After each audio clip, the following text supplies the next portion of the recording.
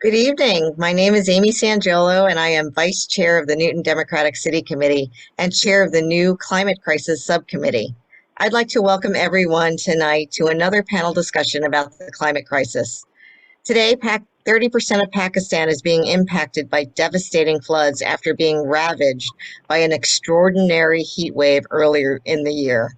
Residents in Jackson, Mississippi, which is 83% Black, are without running water due to flooding, which took out the city's decrepit water and sewer system. In the western United States, it's hard to know whether to highlight damages due to the ongoing drought, wildfires, or extraordinary heat waves.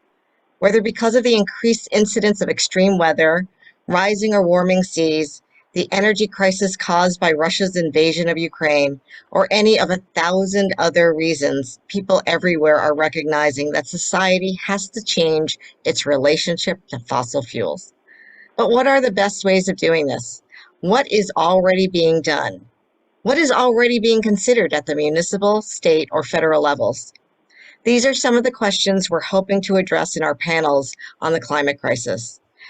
We hope to provide you with the information you need to understand solutions being considered or implemented so that you can choose to get involved as a voter, as an activist, or as a consumer. Tonight, we have Leora Silks and Bob Persons of Newton's For Our Future project and our own Gary Rosinski, co-chair of the Climate Crisis Subcommittee, who will educate us about home energy products you can do and resources available. Thank you for coming tonight. Leora, the floor is yours. Thank you very much, Amy, for that introduction. And good evening to everyone here. Thank you for being here to learn about our home energy efforts and things that we can do to address climate at home. So I'm going to share my screen. I have a short presentation to introduce this topic and what sort of things can be done.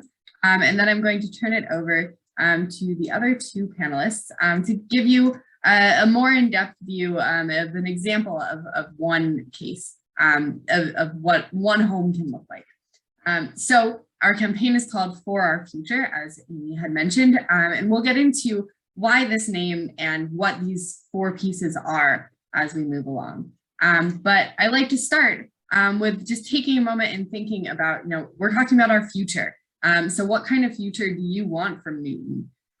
Whether it's climate related, whether it's other things in your own personal life or your family or your community's life.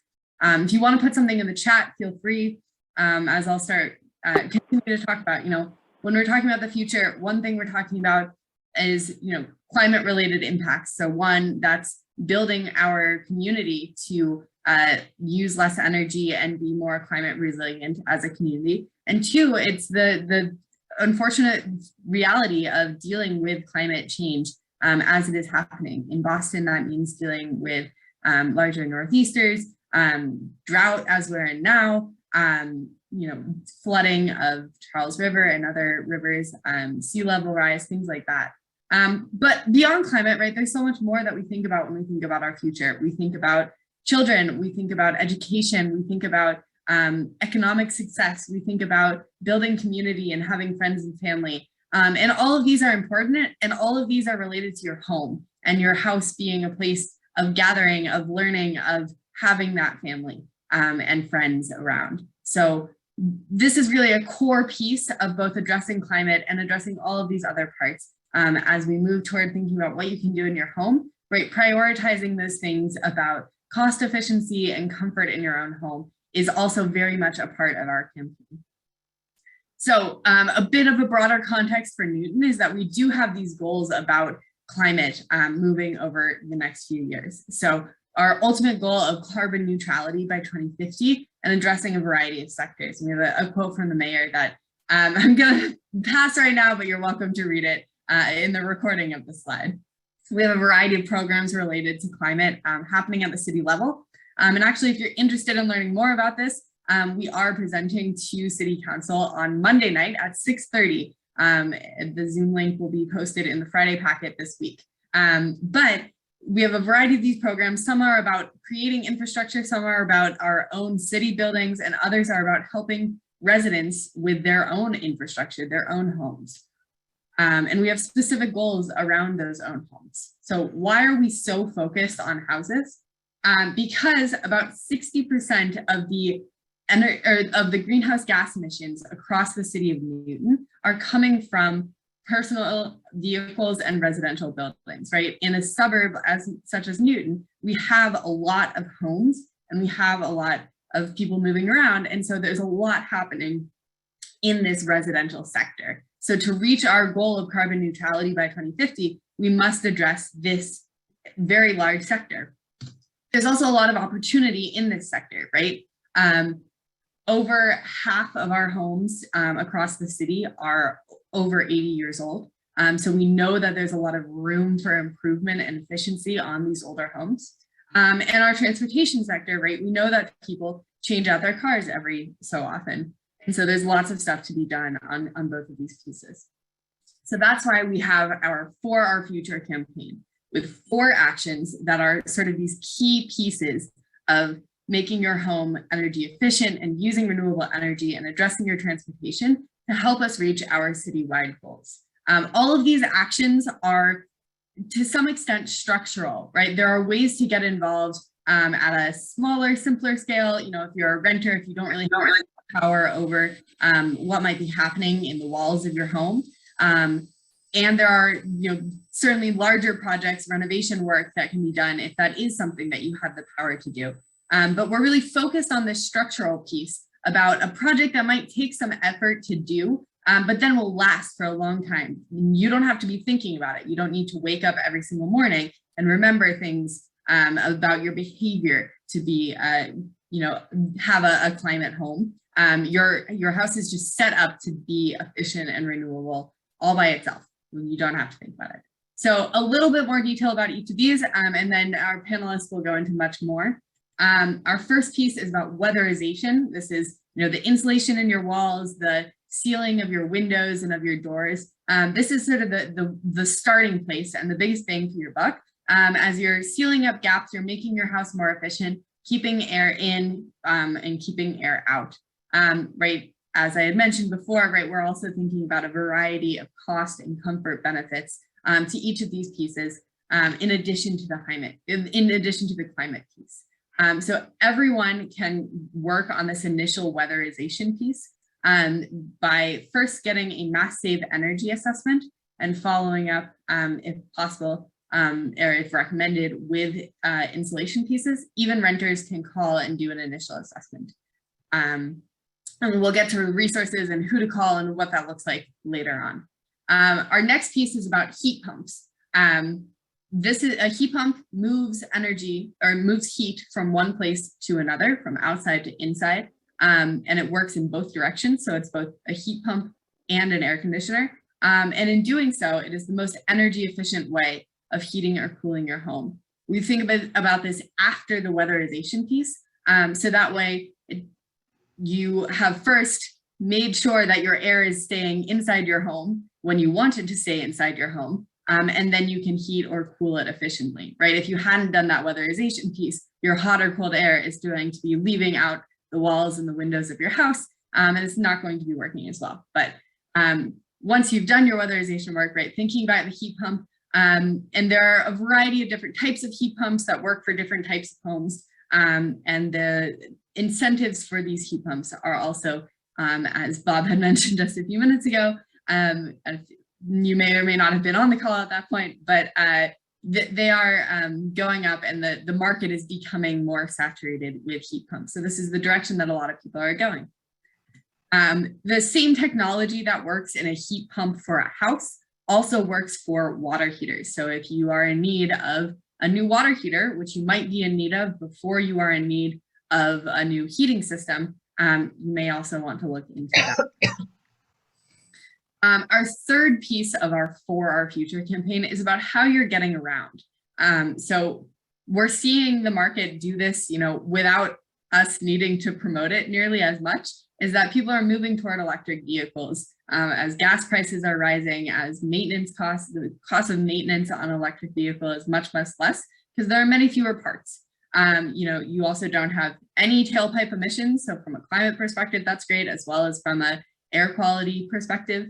And a lot of people really enjoy driving them overall, just because they speed up very fast. And as soon as you take your foot off the acceleration, not the gas, because there is no gas in the car, it starts braking. And so that's a slightly different way of driving that people really enjoy.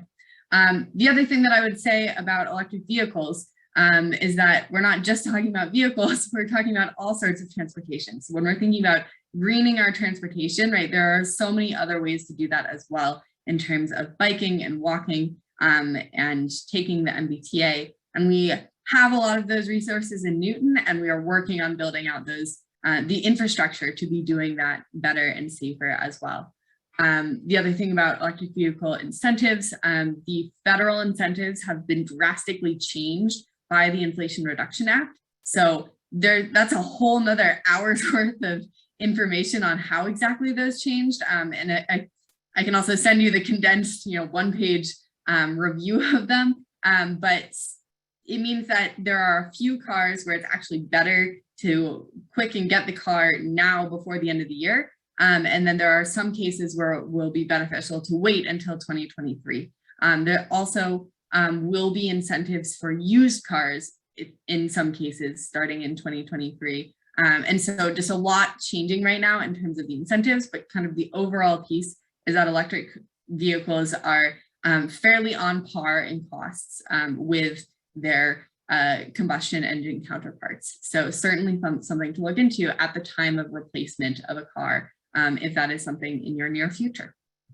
And our last piece is about renewable energy. So oftentimes we're thinking about solar directly on the roof, which at this point is really a financial investment of it, costs to install a solar system. But we have a variety of federal, state, and utility incentives that pay back the cost of the installation and provide you at very low cost electricity through the life of the system, warranted out to about 25 or warranted to 25 years. And so if you are in a position to add solar to your roof and then be there for even about 10 or so years, right, you're really going to reap the benefits of doing this. And if solar on your roof isn't something that works for you, there are other ways to participate in the renewable energy economy. So this could be a community solar farm, which is essentially getting a share of solar somewhere in the Eastern Massachusetts region, and or Newton Power Choice, which you hopefully have heard of at some point over the last few years, which is our city community aggregation program of getting more renewable energy that is then sourced by another organization, and you're still just paying your regular bill through Eversource as you normally do. And at the moment, Newton Power Choice, even our 100% renewable option, is cheaper than the Eversource basic rate, as prices have fluctuated quite a lot over the last year, and we have a set price through the end of next year. So that was very quick. Went through our 4 pieces and in the many activities that you can do within those. To learn, I went through this quickly because Bob and Gary are going to give us much more detail. But then your next step moving out here may be to check out our website, newtonma.gov/4ourfuture. That's the number 4. Learn more about everything that I just talked about. Get in touch with our energy coaches, which I'll explain in just a moment. Connect with our vendors. We have some vetted installers. I can say them right now. For that weatherization piece, we have vetted the home performance contractor company, Endless Energy. And so they provide that free assessment, the heavily incentivized installation work. And then Endless Energy as a company also has in-house heat pump and solar capabilities, so they can sort of at least introduce those concepts, if not give you a sales pitch, only if you want their sales pitch for further pieces. And then we also have 2 other heat pump companies that we've been vetting and working with through our Heat Smart program, that is Muirfield Mechanical and New England Ductless. And they're a great place to start if you're interested in heat pumps. Solar, Bob can talk about this a little bit more about, we have some other resources for you about how to find solar installers. If you're looking for a vehicle, that's a bit of a different world. You're not having someone come to your house in the same way as you do with other projects. but there are some resources about how to find dealers who are offering these cars. So our website is really the one-stop shop for all of the rest of the resources, newtonma.gov/4 our future. So with that, mentioned quite a number of things, but my goal is that by the end of today, you might take away a single step that you're doing. Maybe that's just, I'm going to go on the website and learn more, or maybe that's, in the next week, I'm going to call to get a home energy assessment, or maybe that's that you have someone else that you want to talk to and bring into this conversation within your home, maybe a landlord or someone else who would be part of making those decisions. So that was our introduction. And I'm going to turn this over now to our energy coach, Bob Persons. So the city has an energy coaching program that is my official title as a city employee. And then we have a group of volunteer energy coaches as well. And we are here to answer questions and talk to you about what might be going on within your home and your specific scenario. So you can sign up through this website. It'll link you to newtonenergycoach.org and sign up for a meeting. You can also just email energycoach@newtonma.gov and we'll get back to you with usually to set up a meeting and talk further in depth. But please reach out to us with questions that you may have at any point of the process, from I don't even know where to start to I've gotten a handful of proposals on a specific piece of equipment and I'm having trouble reading through and making a decision. We are happy to talk to you and help you figure out your next steps. So with that, I'm going to turn it over to energy coach Bob Persons, who's going to do a sample energy coaching session with Gary Rusinski. Gary is the co-chair of the Climate Crisis Subcommittee. He's here tonight as a homeowner and someone interested in learning how he can apply this For Our Future framework to something in his own home. Thank you, Leora. So Gary has sent me a little bit of information on his house. I have other questions that I'll usually start with. Gary's mentioned that the home was built in the early 1950s, which is when I was built. So it's about 70 years old. And that means that it might not have much insulation, if any, in the walls. So Gary, the first question would be, do you know whether the original part of the house has any insulation in the walls? Yeah, years ago we did have some insulation blown in. Was that cellulose or fiberglass, do you know? I think it's probably cellulose. That's probably good then. Because if you hadn't, I would recommend right away that you call Endless Energy and set up a mass save audit, but that may still be a good thing to do if you haven't done it within the last 2 years. You can get them redone every couple of years, and I've done them 3 times now, and every time I find something new that they can do to improve my home. So that's good. My house was originally insulated, and it was built in 1905 and insulated in the 70s with shredded fiberglass, which is what they used at the time, which is not as good as cellulose. And unfortunately, I can't get anything else put in its place. But even so, Mass Save came by and did some cellulose in the attic to enhance the fiberglass that was already up there, and it made a huge difference. Do you know if your attic has been insulated beyond what was original? I'm surprised. In 53, would they have put fiberglass insulation in between the joists? Well, the kind of thing they did in 53, and it was sort of the beginning of fiberglass insulation. Like in the walls, they might hang a 1-inch thick sort of curtain of fiberglass with a paper backing, not filling the 3.5-inch joist space or stud space completely, but thinking of it as a blanket to keep the house warm. Yeah. And of course, filling that space with cellulose does a much better job of that and cutting down infiltration through the mini cracks in any wall. But chances are there's very little insulation in the attic. Is the attic finished?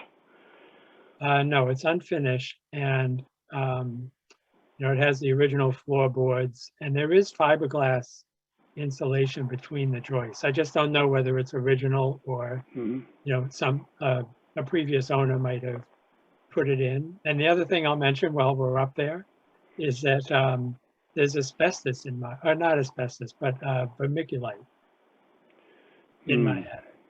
And I've had it tested once to see if it has asbestos in it, and it came back negative, but I think the policy is that if I want to do anything up there, I think I have to first have all that vermiculite removed. Yeah, that came from being a favored insulator to a hazardous substance, just like asbestos. Mhm. Well, that complicates the situation slightly, but a mass save visit again might tell you more. How about the basement? Is that finished at all? So we have, so the main house, because we put an addition on the back. So the old basement is, half of it is finished. And I think when they finished it, they might have put insulation in behind the paneling that they added. Okay, The good. other half of the basement is not finished. So you gave me your address, and I took the liberty of looking it up on Google Maps, and we can look at a bird's eye view of the house here. So it's this one, and I guess this must be the addition in the back, and so that's the deck, and this is the addition, I guess? No, the structure on the left of the house is the old garage. That's the original okay. garage. And Uh-huh. then immediately to the right of that is something that sticks off the back of the main house, and that's the addition. Yeah, my main responsibility as an energy coach is solar, and you have a beautiful tree in front of your house and some more to the south of it, and the street view gives you an even better idea of how big that tree is. That's what I call an iconic tree. When I was working at Ameresco and designing solar PV systems for schools and parking lots and roofs, I would never remove a tree that was in front of a school because I knew it would change the experience of going to school for the students there. Yeah. And that tree just to the east of your house is the kind I wouldn't touch. So if it falls down someday, your house might suddenly become a great place for solar panels on the roof, but Yeah. let's hope it's in good shape.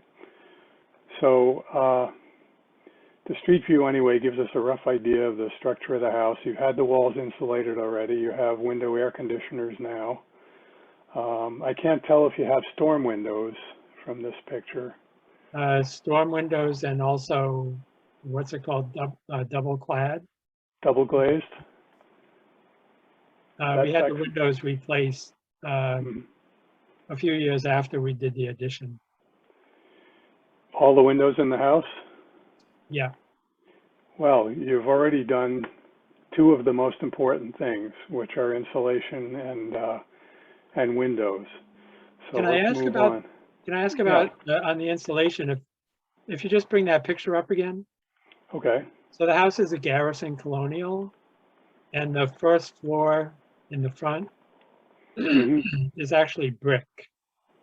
And so when we had the insulation put in, they didn't do anything there because the insulation's blown in from the outside, and they weren't going to go through the brick, and they Right. weren't going to come in from the inside. Is it important for us to also try to get some insulation in there as well? Well, like you're pointing out, it's hard to do. There is such a thing as pourable foam. I mean, the first thing to keep in mind is that the area of that brick wall, which I guess is just below the overhang line down to grade and from side of house to side of house, is really probably 30% doors and windows. So of course, insulating the brick doesn't do anything there. I know that Mass Save so far does not seem to do any foam, spray foam or pourable foam insulation. But I have seen applications in Newton where a contractor would drill a hole in where mortar lines intersect on the brickwork, and be able to pour a foam in there that doesn't expand so much that it would pressurize the wall or anything. And of course, you could do cellulose from the inside, and the way I've seen that done in some cases is to drill holes near the top of the wall at each stud bay, blow the cellulose in, and then I don't know what you call the decorative strips that you can put at the top of a wall, Yeah. to enhance the appearance of the wall that neatly covers up those holes. So there's a couple of ways to do that, but they're both pretty invasive, and some of them, at least Mass Save, would probably not agree to do at the usual excellent terms. So if we were going to be doing any renovations in the living room or dining room, we might consider that. Yeah, that might be a good time to do that, exactly. So I'm going to bring up a spreadsheet. First, your electric bills. And I want to point out to everyone that if anyone ever asks you for your electric or gas account number, don't give it to them unless you trust them. So I've blanked out your account number here, because sometimes you'll get people coming door to door working for companies that sound a lot like Newton Power Choice but aren't really. And if they have your address and your account number and they're not of high moral character, they can change your supply over to an account that they get commission on, rather than leaving you with who you intended to use for your electrical supply. So I just looked at the bills and totaled up the kilowatt hours for 12 bills and came out to 8,449 kilowatt hours. We're going to calculate an energy use index for your house, and the way that gets calculated is in the old-fashioned terms of BTUs. So 8,449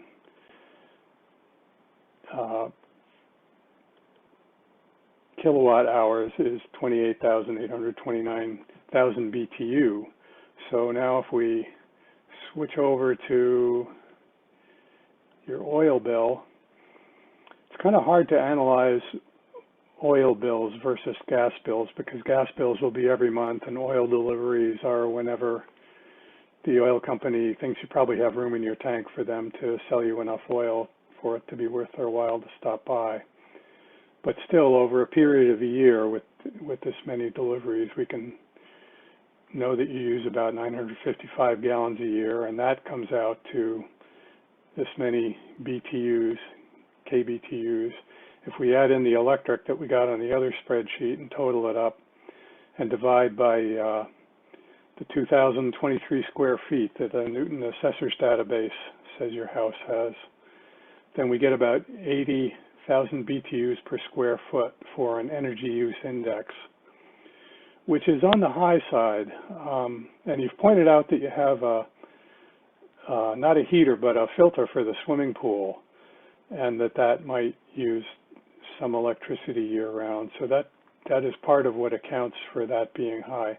My house, built in 1905 or 20, depending on whether you believe the assessor or our grandparents, is about 35,000 BTUs per square foot energy use index.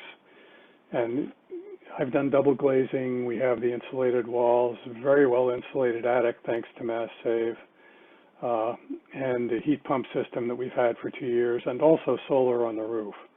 So I think your house can do better than 80,000 BTUs per square foot.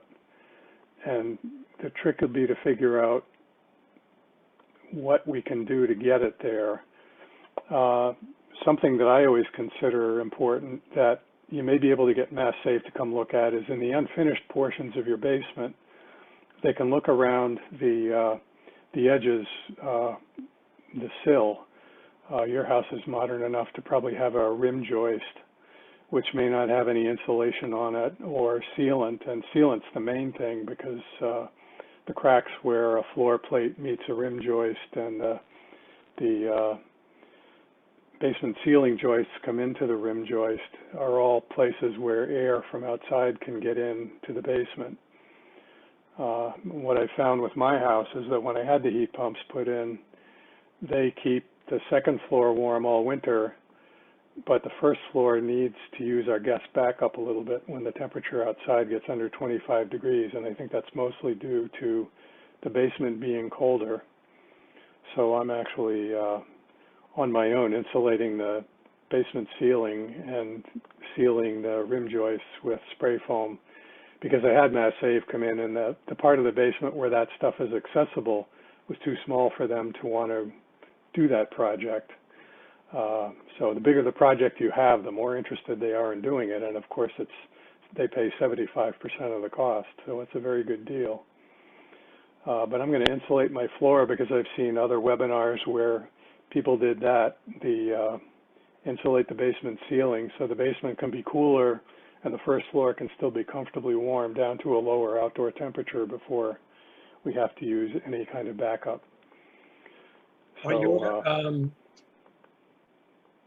are the joists exposed in your basement? they are. It's a long story, but there was an apartment down there, and an uncle who lived there until we found a place for him in Petty House in Upper Falls where he was much happier, and that allowed me to turn that part of the basement into my workshop. So I did the demolition to get the old apartment stuff out, and now I have exposed framework there. And if you do in part of your basement, then you may be able to do something with it insulation and ceiling wise.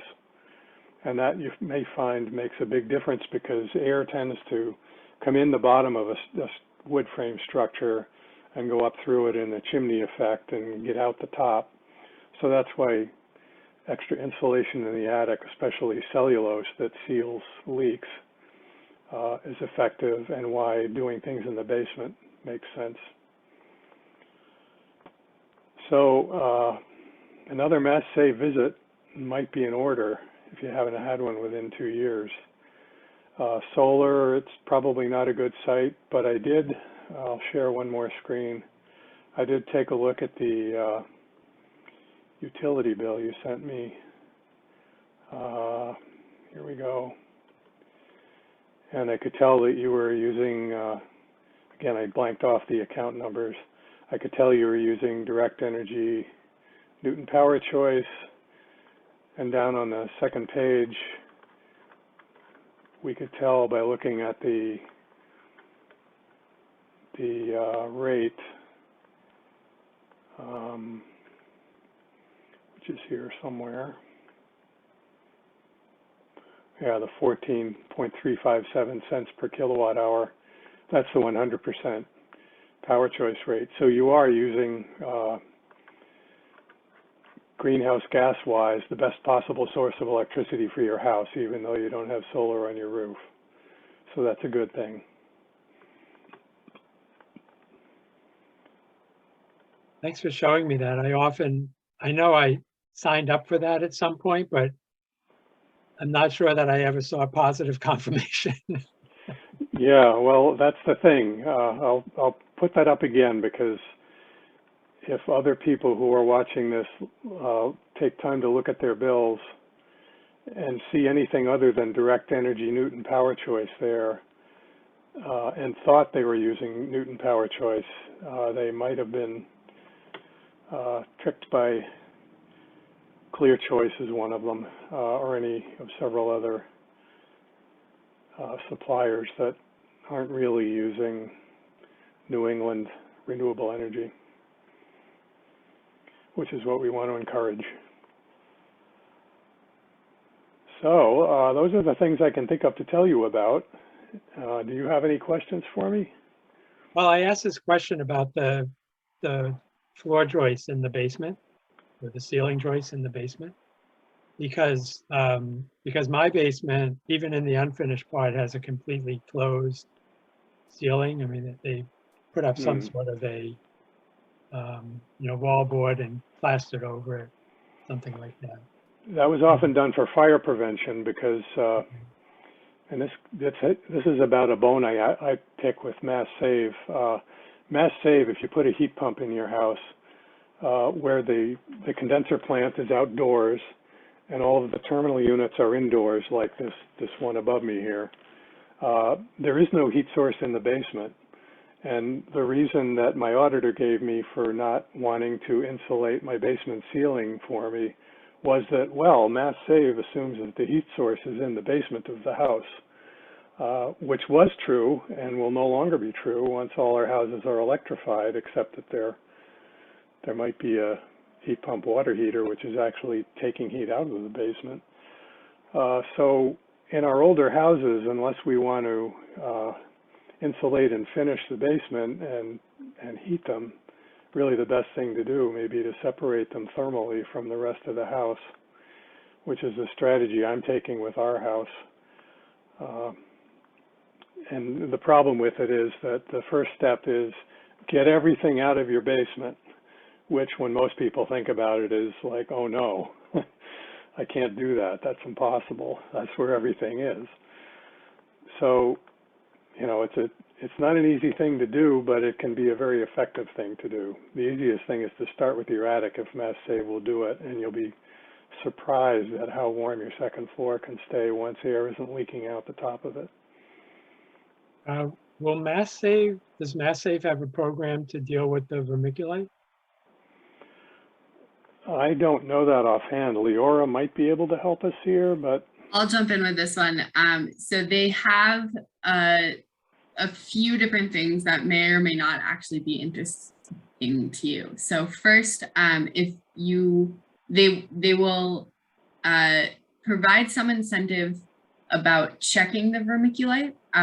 If it is dangerous, then it is on you to remove it, but you can have a 0% interest loan to help with that. So it's not a direct incentive, but you can put it on it's a 7-year-long loan, 0% interest, up to $25,000. So that can be helpful. And there are some direct incentives that they at least used to have that were income-based, but the program has shifted a little bit since then. So I would have to double check if those are still available.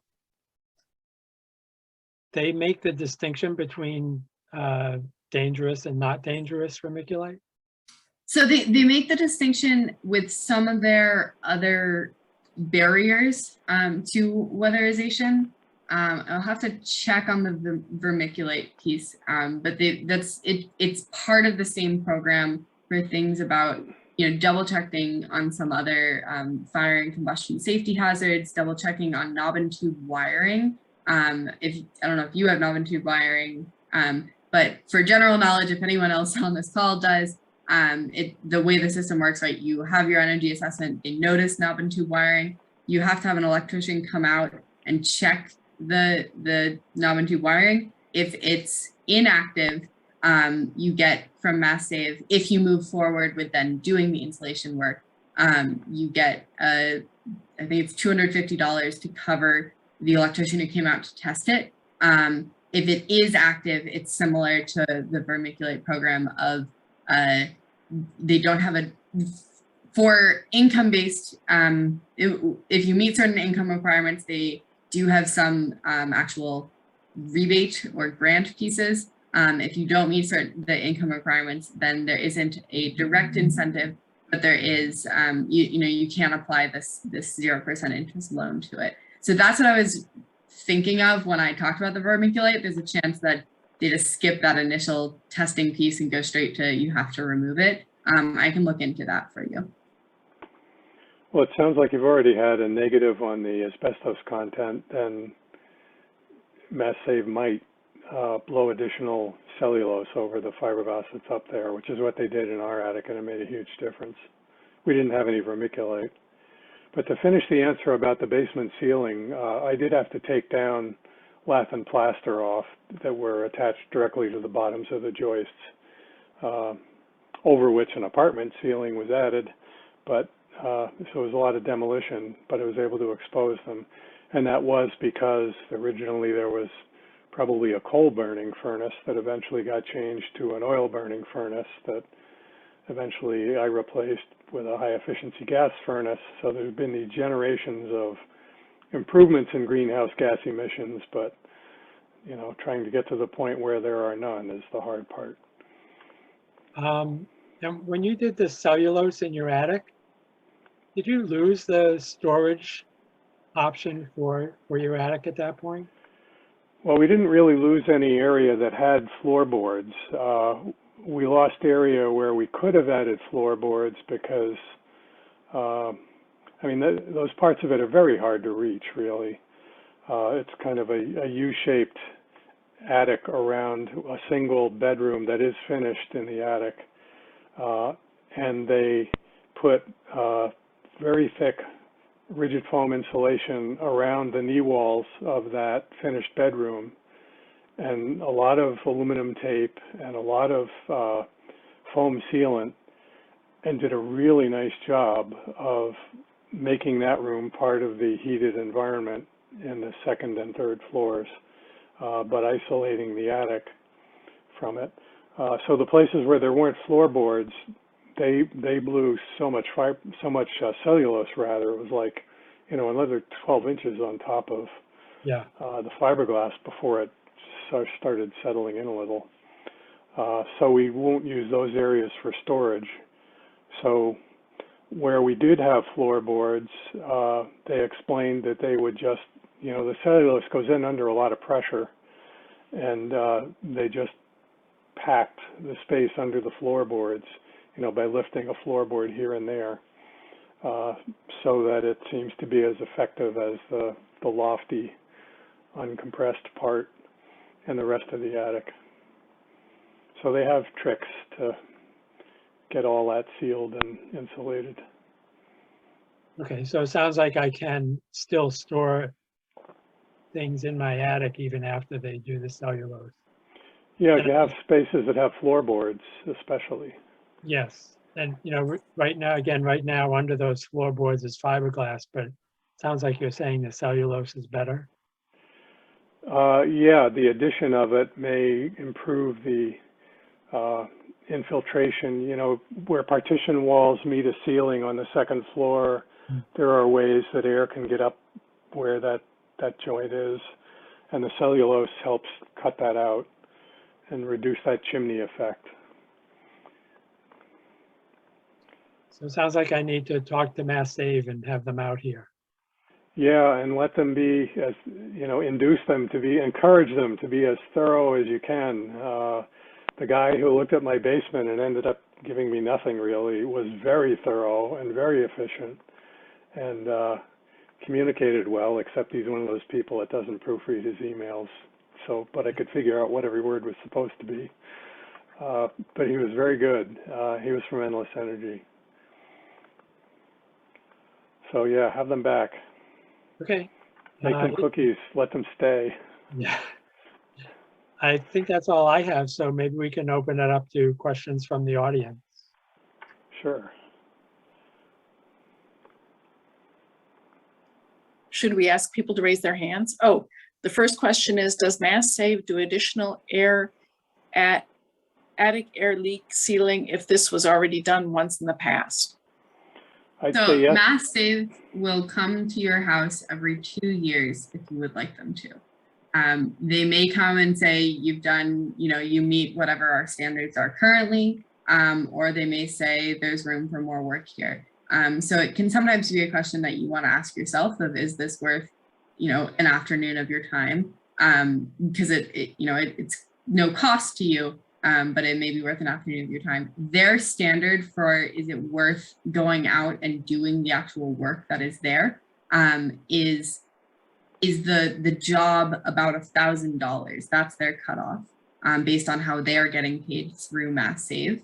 And so, you know, as Bob found out in his own home, they didn't want to do, you know, a small section of the room joist in the basement, but a larger project they would be interested in taking on. It might be a question of what you think this job would entail in the ceiling, if it's worth pulling them out and seeing if they think it's worth doing the work. When they did my attic, the first time I had Mass Save was because I had to have them here in order to get rebates for rooftop solar 12 years ago. And all they did in the attic then was put insulation on the back of the attic door and weather strip the door that separates the finished bedroom from the storage space. But then when they came back 4 years ago, before I put the heat pumps in, they did the cellulose addition. So yeah, they did insulation in addition to what they had already done previously, and a lot of air sealing as a result, just because the cellulose is so effective at infiltration reduction. Yeah, and we would, as a city, we went out and talked to the home performance contractors and really like Endless Energy, who does the initial the initial home energy assessment, and then has that in-house weatherization follow-up capability. The program is standardized in terms of price, in terms of what they're offering and such. And so this isn't something that you're shopping around, unlike heat pumps or solar that you do want to get multiple quotes for. And so that can be a good spot. Call them versus you could, but we would encourage you to call Endless Energy, but you could call just the main Mass Save number, which will then assign someone to go out, do your initial assessment, and then actually hand you off to a different company for the follow-up work. So there are multiple ways to do this, and we have now a partner home performance contractor who does this work. The other thing, and if there are more questions, please put them in the chat and we'll take them. The other piece that Bob and Gary did not get into as much was talking about heat pumps. Gary, since you're on oil, we're seeing heat pump costs averaged over the course of the year to actually be lower operational costs than oil over the course of the year. And so that might be of interest to you. Certainly there's a cost to installing a system in the first place, but save a little bit on operational costs. And do you have air conditioning currently? I have one in-wall air conditioner, and then I put window units in during the summer. Mm-hmm. Yeah, so heat pumps are also really beneficial for providing that air conditioning, right? And of giving you that across multiple rooms at a really efficient rate, much more efficient than window units, and without having to move the window units in and out. And so if those are things that you are looking for from a comfort perspective, that could be a project you may want to go forward. So let me ask, our home is very traditional. It's really very highly segmented, right? I mean, it's got bedrooms. It has a living room that's separate from, there's a center entrance hallway. There's a dining room, a kitchen, and the kitchen and family room are open to each. It's open between them, but that's the only kind of open floor plan in the whole house. And what does that mean in terms of putting the like mini splits or other heat pump technologies in? So I can answer that based on our house. What's that? I can answer that based on our house, which is a similar situation. So we've got two of this type of unit on the first floor because it's a fairly open plan, the wall units. And then on the second floor, in the attic storage space, there's a very well insulated ducted unit that's the same technology, but in an air handler with flexible ducts routed through the attic storage space, or the attic unfinished space, to hit all of the bedrooms and bathrooms with returns in the hallway. So that single unit does the whole second floor, and it does a really nice job. And all of these units have electronically commutated variable speed motors so that they're using only exactly as much electricity as they need to do what they're trying to do. If you walk by an outdoor condenser on somebody's heat pump system, you'll notice sometimes the propellers are just kind of lazily turning around, and in the middle of winter they'll be blasting. But they only use the electricity they have to, and that's what makes them so efficient. Okay, so it sounds like on my first floor, I might end up with 2 mini splits, maybe 3.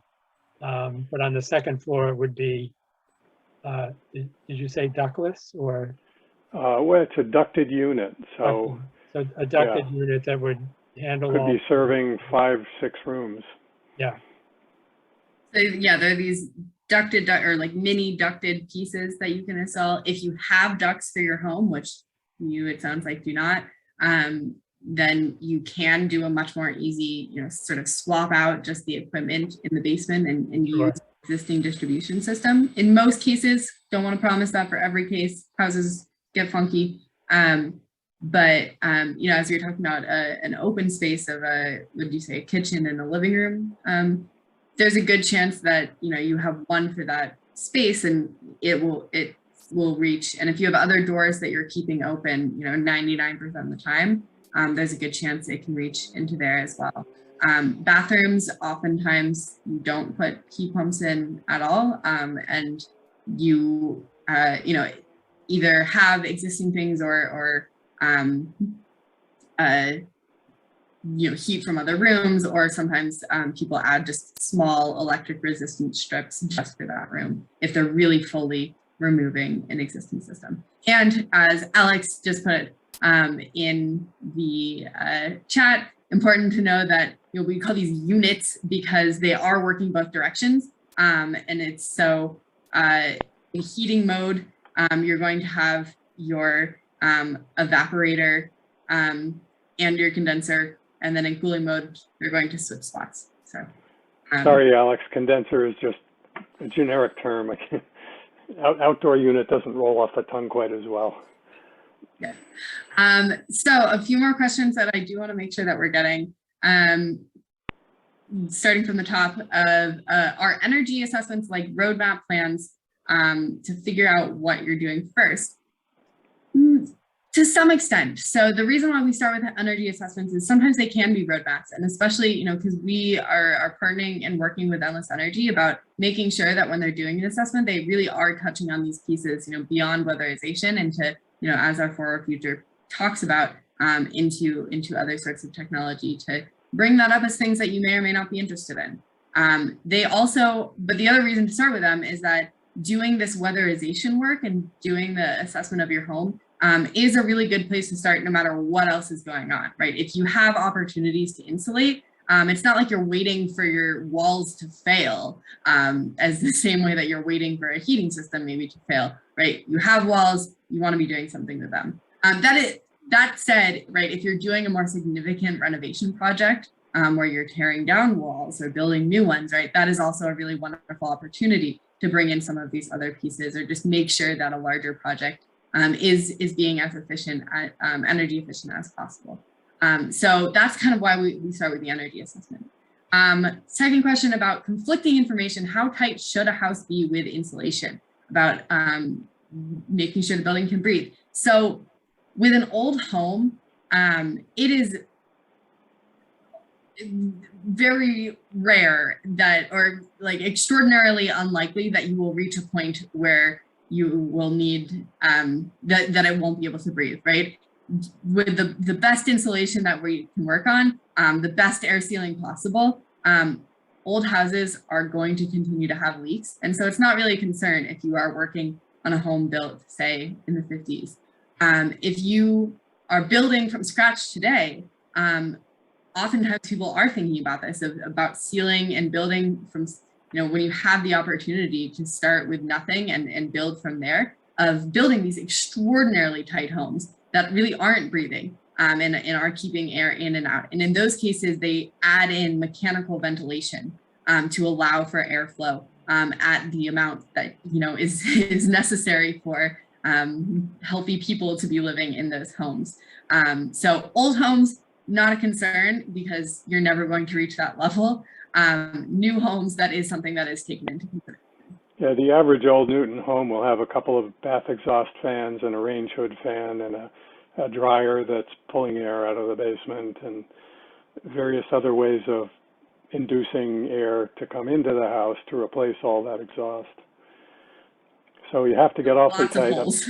A passive house is allowed to only have a total number of holes in it that are the size of a quarter. But in a home like mine, or probably Gary's, or most homes in Newton, when you add up all the cracks around windows and doors and where floors meet walls, it tends to be a lot more than that, and not really an issue. You'd have to be awfully complete about insulating and sealing everything to get to that point. And another incredibly important question about what can renters do, right? If you do not have the ability to be making these changes in your walls, there are a bunch of places that, a bunch of ways to talk about this. As I mentioned, that initial assessment, you can get an assessment. If you're in the initial assessment, you'll get a box of goodies, a programmable thermostat. They no longer do the light bulbs. They used to. You might associate Mass Save with light bulbs, but they actually have finished that program. You might get a low flow shower head, some other little things, some power strips, smart power strips. So that can be interesting. And then if there's any chance that your landlord would be interested, and that if you were to get an energy assessment, or if you were to pull your landlord into talking about energy assessments, in doing the more expansive work, and in insulating and such, that's, it benefits the building, and it certainly lowers your electricity bills, or utility bills overall. If you live, especially renters, if you live in a 2 to 4 unit building, then the insulation work is covered not at 75%, but at 100%. So it's the landlord would still have to cover the cost. If you're blowing in insulation from the outside of the house, you're going to want to repaint the little pieces that they open up to put the insulation in. So there's a little bit of effort and time and expense on the landlord's part, but they are trying to make this program more accessible. So 2 to 4 family homes, it is covered at 100%, whether or not the owner of the property lives in that space, or whether or not they're renters. It's also covered at 100% if you meet certain income requirements. So even if you are in a single family home, you may be covered at 100% for that. So that's one place to start if you're a renter.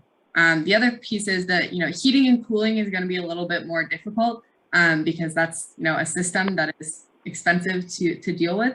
But, if you were to have a failure, and you were to be talking with your landlord anyway about your heating and cooling system, point them our way, and we would love to talk to them about heat pumps. And then our other pieces about renewable energy.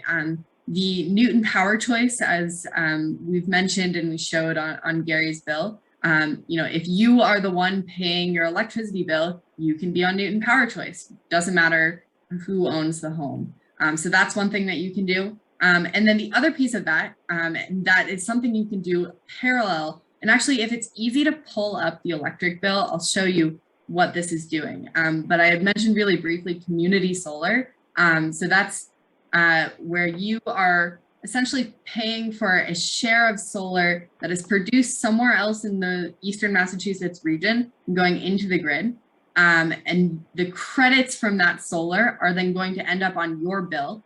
So you might end up paying 2 different bills. Some of them combine the 2 bills, some of them are separate, but you're paying for the solar, you're paying Eversource, but the credits from producing the solar are ending up on your bill and end up lowering your bill by about 5 to 15%.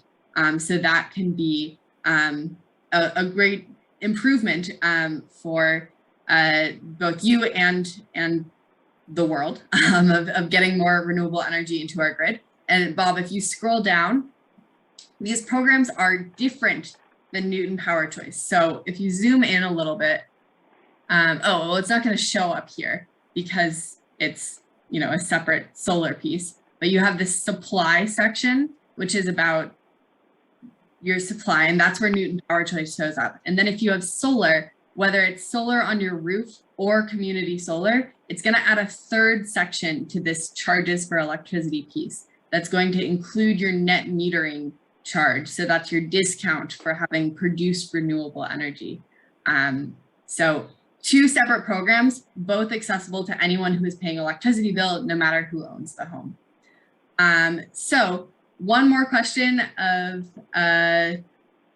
about gas coming off the street to your house. So if you are cutting off entirely from gas, if you've managed to, switch all of these different pieces, then you work with the gas company to shut that off. I don't know off the top of my head what the cost of doing that is, or how that ends up getting split, if it's you or gas company. I assume there's at least a service charge to you, but I can find that information because I know of a handful of people who have done that in Newton. So with that, it is 8 o'clock. Thank you all for being here. Hope you have at least one next step, and that next step may just be go to the website or get in touch with us, energycoach@newtonma.gov. Thank you very much for your evening. Well, thank you, Leora, Bob, and Gary. If you enjoyed this conversation as much as I did, please keep an eye out for more in this series in the future. Thank you, everyone, for coming this evening, and we look forward to seeing you again at future climate crisis discussion panels. Thank you again. Take care.